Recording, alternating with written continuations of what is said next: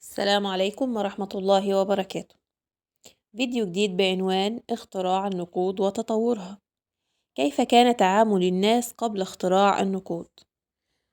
وما المقصود بالعملة؟ وما هي مراحل تطور النقود؟ قديما كان بيتم التعامل بين الناس عن طريق نظام المقايضة، بمعنى تبادل سلعة بسلعة أخرى بدون استخدام النقود. إزاي؟ يعني أنا عندي مثلا ثمار طماطم ومحتاجة بعض البيض، فهروح عند مربي دواجن وهاخد منه بعض البيض مقابل ثمار الطماطم، يبقى أنا كده ببادل سلعة بسلعة تانية.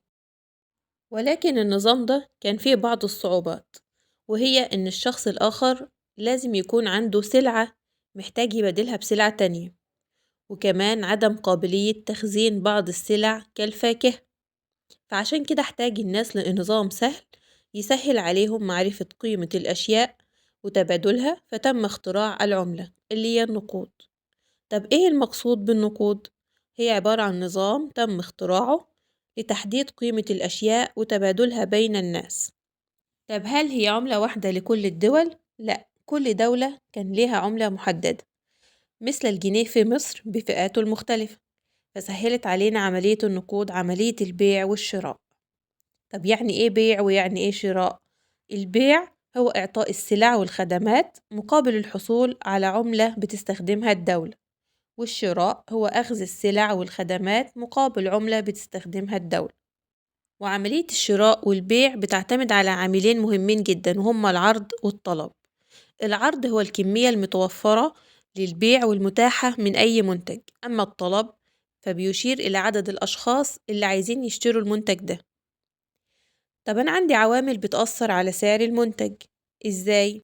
بمعنى إن تكلفة المنتج بتتأثر بعدة عوامل، منها بعد المسافة عن مكان الإنتاج، وعشان كده السعر النهائي للمنتج ده بيشمل تكلفة النقل والأيدي العاملة، فبالتالي بيزيد سعر المنتج. فلما تكون عندي برضو كمية المنتج كبيرة السعر بينخفض، ولو كان عندي كمية محدودة من المنتج بيرتفع السعر بتاعها. طب ازاي بقى تطورت النقود؟ كان في الماضي كل سلعة معينة كان بيتخذها المجتمع كعملة ليه، بس بشرط ان السكان اللي موجودين في المجتمع ده يقبلوا التعامل بيها في اتمام عملية البيع والشراء. كان عندنا مثال المصريون القدماء، كانوا بيستخدموا سلعة القمح. اما الاغريق كان عندهم السلعة بتاعتهم هي الابقار، وسكان المكسيك كان سلعة جوز الهند. دي كانت أول مرحلة من مراحل تطور النقود، إن كل مجتمع بيتخذ سلعة معينة كعملة ليه. بعد اكتشاف الإنسان للمعادن، اكتشف الذهب والفضة والنحاس، بدأت الدول تتخذ عملتها من المعدن. ولكن مع مرور الوقت ظهرت برضو عندنا مشكلات تانية، وهي صعوبة حمل العملات المعدنية. ما لو معايا كمية كبيرة منها هيبقى صعب عليا إن أنا أحملها من مكان إلى مكان آخر.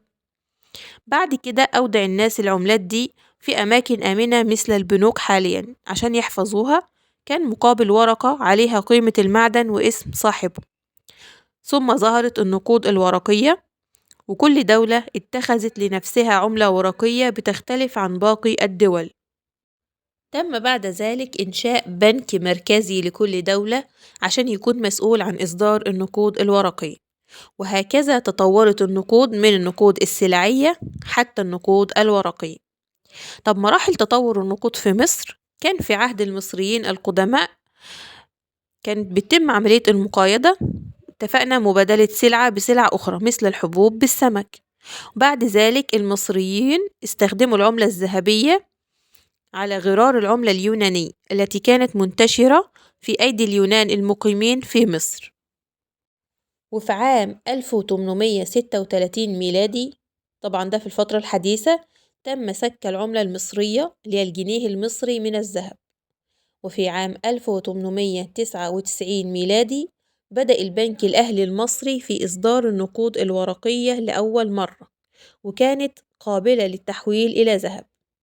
ثم في عام 1914 صدر مرسوم بجعل النقود الورقية هي العملة الرسمية لمصر، وتم وقف قابلية تحويلها إلى ذهب.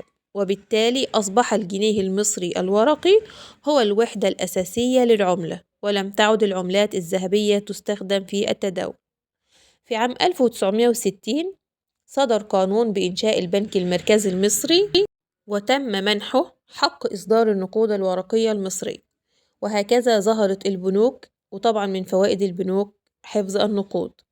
يبقى حديثا بداية من عام 1836 وحتى عام 1960 لإنشاء البنك المركزي المصري. إيه أهمية العلامة المائية اللي بنلاقيها موجودة على النقود؟ الخبراء عملوا علامة فضية عرفت باسم العلامة المائية، ودي أهميتها لمنع التزييف والتقليد، لأن كل علامة مائية عليها كود أو نمط محدد لكل عملة.